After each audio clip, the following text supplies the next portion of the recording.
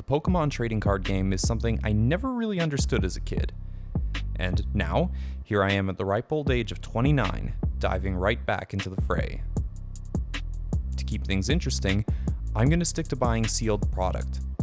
No trades, no singles, no easy way out. With a budget of just $50 a week, I'm going to build the best competitive deck I can, and see how it stacks up against the pros.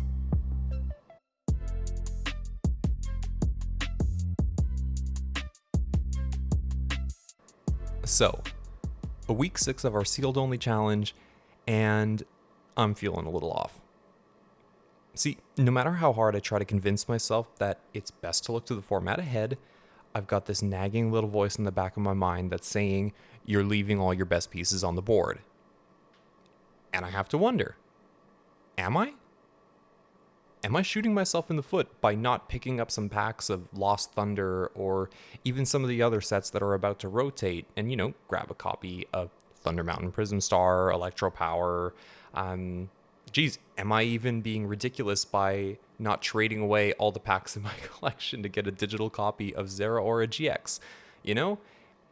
Am I really leaving some valuable pieces on the board and putting myself at a severe disadvantage just because I'm a little miffed by the fact that the cards aren't going to be legal for standard play in, a couple weeks now?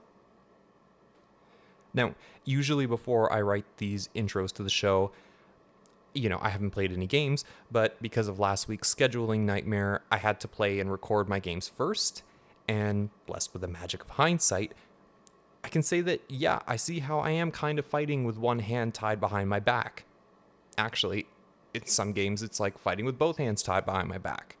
This became most readily apparent to me in the mirror match. Pikarom is a speedy deck by nature. You're basically trying to get a full Blitz off ASAP, and then follow that up with a Tag Bolt GX to try and take 4, 5, maybe even 6 prizes in the span of 2 to 3 turns. And if you can't do that, well, usually you just lose. Spoiler alert, I lost big time this week. In fact, I lost so badly that I really started wondering whether or not I screwed up with the direction I was taking the series in. And granted, I came to that really dark place after I lost the 3rd match in a row to arguably the most Bosch deck on the PTCGO ladder, but still, am I nuts? Is Pikarom really the best choice heading into a format without Lost Thunder and everything before it? I think the answer may actually be no. See, in the turns it'll take me to set up a full Blitz, enemy Eternatus players will have swarmed the board and will be ready to blow up my Pikarom with a Dread End. Salamence VMAX massacres Pikarom with Max Wing, probably getting to that attack before we use full Blitz due to things like triple acceleration energy, welder, you name it. And then there's Colossal, but we won't talk about Colossal. Basically, if you don't full Blitz and immediately follow up with a Tag Bolt GX, you just aren't going to knock out most of the big VMAXs coming into the format. And that kind of means doom for Pikarom. 150 damage used to be a lot, at least as far as a returning player like me is concerned. But when you have huge HP stats like 320, 340 in the case of Eternatus VMAX floating around, you realize that in the absence of Electro Power, you're not 2KOing. At best, you're getting a 3KO, and they're going to blow you up in the meantime. And as it stands now, without the aforementioned tools, I'm already missing key KOs and losing critical turns to my opponents. Zeraora's absence stings the most because I have the card IRL, but without it on PTCGO, I can't evacuate my Pokemon from the active without burning a switch. Now, I have Vitality Band, yes, that helps me get the 2KO on Dragapult, but, they're still 2KOing me back and wrecking my bench while they're at it. So, I don't know if that's particularly relevant. And as it is, things like Excadrill, basically any fighting deck, Phalanx, Sandaconda, just annihilates you because of weakness as it is. Really, it just feels like my deck is not in a good situation, and I'm not really sure what to do about it. Look, I'm really sorry for all the doom and gloom, guys. It might just be that I'm salty and a little tilted, Because, yeah, I'm not used to losing this many times. I know I'm still relatively fresh as far as the game is concerned, but, as I've been playing this series, I've felt that I picked it up pretty quick. And that, I made for an okay player. But, wow. These last set of games have really been a harsh reality check for me. So, I don't know. Maybe it'll be completely different next week. Maybe I go 3-0 next week. I don't know. But seeing the way things turned out, it definitely has me thinking about, what direction I need to take the deck in, what direction I need to take the series in. No, I don't know. Too much doom and gloom. Anyway, I wish I could tell you that the pack opening this week gave me a little bit more hope, but no, not really. It wasn't a total wash, don't get me wrong. We got some useful cards, but as to whether or not we'll get anything that'll revolutionize the deck, I'll let you decide for yourselves. Holy mother of God, it is so hot here in Canada. I literally just ran out to grab today's booster packs, and took me all of 10 minutes, and I'm already melting. So hopefully I can make it through this pack opening without passing out or without the camera overheating like it did last time. So, we are opening a bunch of Sword and Shield today. Thankfully, we don't have to revisit Rebel Clash for a while because we finally got the doggo last episode. So what I'm hoping to pull here, honestly, would be that nice Tapu Koko V. I think a couple scoop up nets couldn't hurt if we want to take the deck in a slightly different direction. But there's not much else, really. Yeah, just Tapu Koko V. So let's see if we can get lucky here. It would help if I could open the booster pack. There you go, for all you Grookey gangers. Alright, get that bad boy out of there.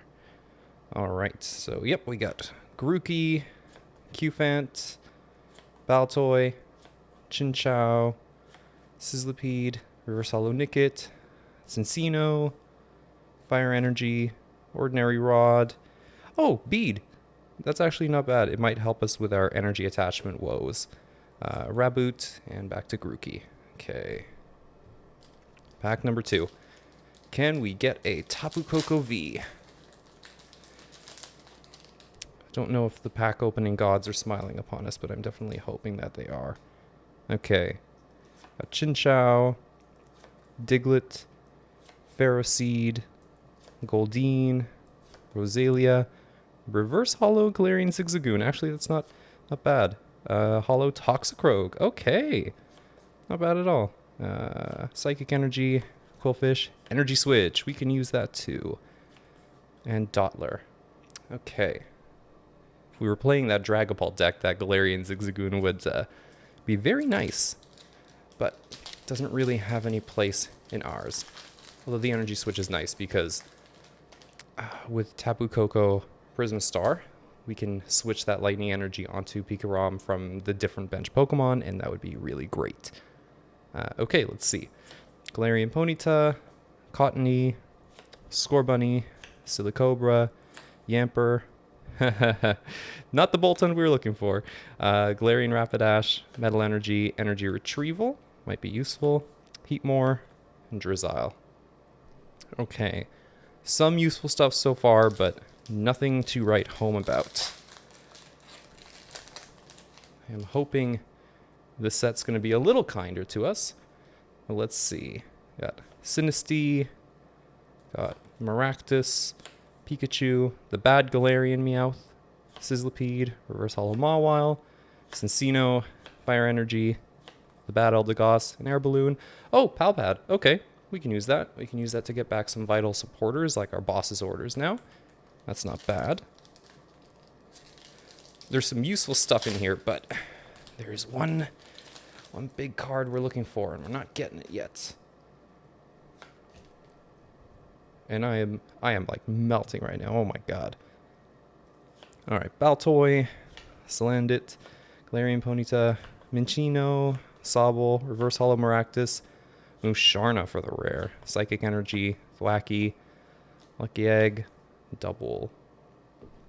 Lots of trainer cards. Lots of trainer cards. Might make for some interesting text in here, but no Coco. Come on, Pack Gods. Smile upon us. Mincino, Chinchou, Krogunk, Galarian Meowth, Scorbunny, Reverse Hollow Ghastly, Hollow Inteleon, Metal Energy, Great Ball, Potion, Rhydon. Damn.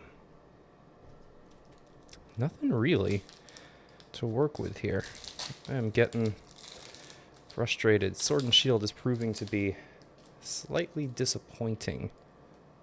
Get that out of there. Come on. Come on. Give us something good. Gossifleur, Silicobra, Yamper, Krabby, Q-Font, Reverse Hollow Ninetales. Well, at least we can say we pulled a V. It's not the V we want. It's not a particularly good one, but hey, there you go. Keldeo V, Water Energy, Rotom Bike, Big Charm. Useful. Seeking. Okay. Well, we got one Pokemon V, so that's something, I suppose. Ugh. Little anticlimactic, but what can you do? Okay, last pack. We got Wooloo, Sobble, Pincurchin, Blipbug, Rhyhorn, Reverse Hollow Sandaconda, Graplocked, Dark Energy, Mantine, Dottler, Corvisquire. So, absolutely nothing. Oh, this is rough. This is rough. Okay. Now, I mean, some of these are a little useful. Energy Switch and Energy Retrieval are good for our Energy Acceleration. Bead is good too if, like, in a pinch, we really need to attach that extra Lightning Energy to get off our full Blitz. Big Charm could help us dodge some big 2 KOs, which would be nice. This is super situational. I don't know. This would be nice to actually get back the supporters. That's something. Air Balloon, it's whatever. We can't really do anything with this guy. So, not the greatest in the world. Disappointing start to Sword and Shield, but, hey, you know. Okay, well, I'm going to go away, see if there's anything I can sub in, and then we will get to some games. Alright, everybody. I don't really have time to do the commentary and splice these matches up like I usually would. Things are still a little hectic on my end, so hopefully you guys are okay with just watching these at 200% speed, if that's your thing. You know, it's a good way to see, too, how I'm thinking about things through the match, why I made certain decisions, you know, good way to analyze my play, I'd like to think. And that said, if you guys have any advice about what I could have done better in these matches, I'd really appreciate it. I'm feeling super bummed out after losing 3 times in a row, and the best way to handle it, you know, these kinds of losses, these kinds of mistakes, is to learn from them. And, you know, I've got you guys out there. A lot of you guys are stellar players. So please let me know what I could do to improve. Be harsh if you have to. Just let me know what's up. Okay? I'd really appreciate it.